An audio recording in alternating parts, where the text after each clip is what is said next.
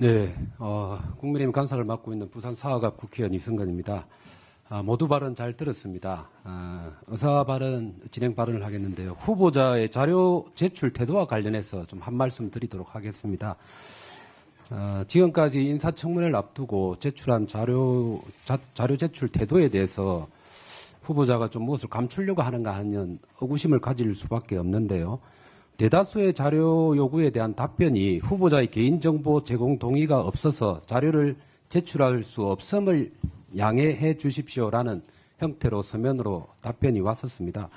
본 위원이 요청한 후보자 방북 내역, 후보자의 소유 차량에 대한 과태료, 벌금, 체납 내역, 그리고 교통사고 처리 접수 현황, 경범죄 내역, 입출국 현황 및 체류 기간, 세금 체납 내역, 한마디로 국민들이 궁금해할 수밖에 없는 내역에 대해서 모두 후보자의 개인정보 제공 부동의로 자료가 제출되지 않았습니다. 그런데 문제가 되는 것은 그 이후에 후보자 태도가 더 어이가 없습니다.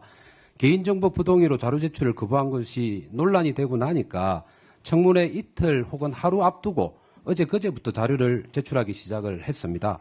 물론 제출된 자료는 너무나 부실하기 짝이 없습니다.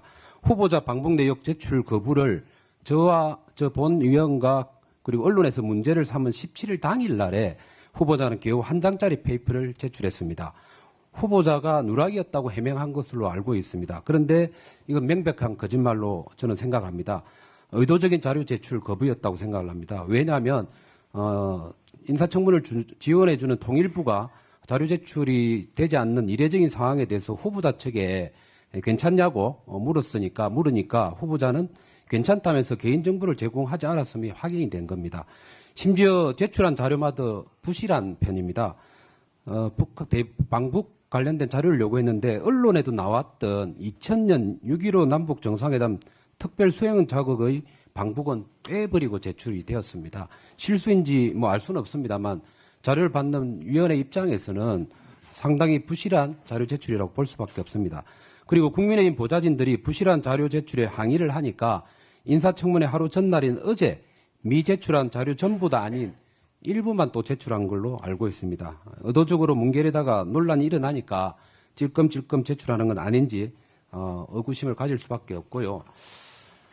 그리고 또 인사청문회가 가까워져서야 그것도 야당이 강하게 항의를 하니까 마지못해서 부실하고 또 전부 다 아닌 일부만 제출하는 후보자의 모습은 누락이나 실수도 아닌 불순한 의도가 있는 게 아닌지 질문을 하지 않을 수밖에 없습니다. 또 후보자는 본인 스스로 자랑해온 대북 전문가 아닙니까? 그런데 서해 공무원 피격 사건 등 대북 이슈에 관한 입장을 물었는데 답변이 하나같이 관여하지 않아서 모른다. 이러한 소신을 물었는데 1분 도시. 예, 1분만 좀. 네, 그래. 마무리하시고. 예, 그 일을 하지 않아서 답변을 못한다는 게 말이 될 수가 없습니다.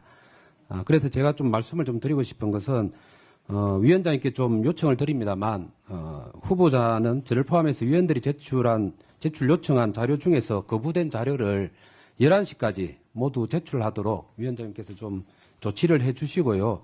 다른 한편으로는 국민의 대변자인 국회를 무시한 후보자의 공적인 사과가 필요하다고 생각을 합니다. 위원장님께 부탁의 말씀을 드립니다.